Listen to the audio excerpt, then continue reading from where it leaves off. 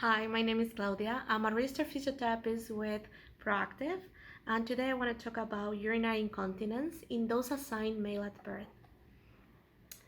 The bladder is a muscular sac.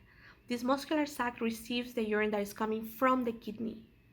It is tightly connected to the prostate, and it has a tube that runs from the neck of that bladder inside the prostate and the penis and allows for the urine to come out.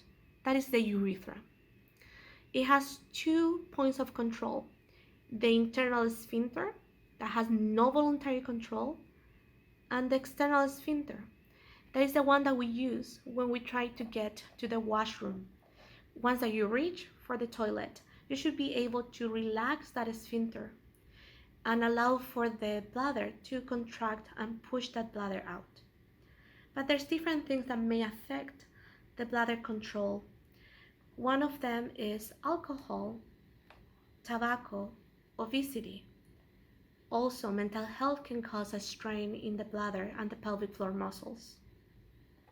One of the most common causes of incontinence is after a prostatectomy, where they remove the prostate, and with that, they also remove part of the urethra.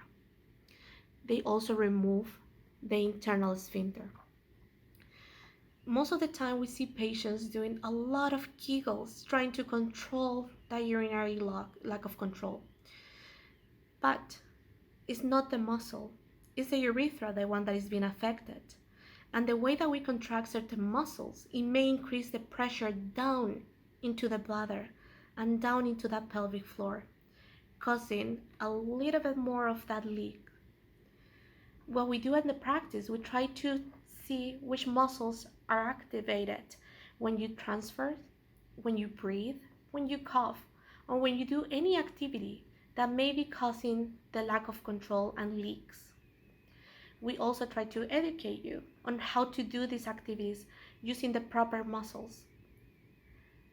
In general, if you are affected by any lack of control, consult with your doctor and check for a referral for pelvic floor assessment.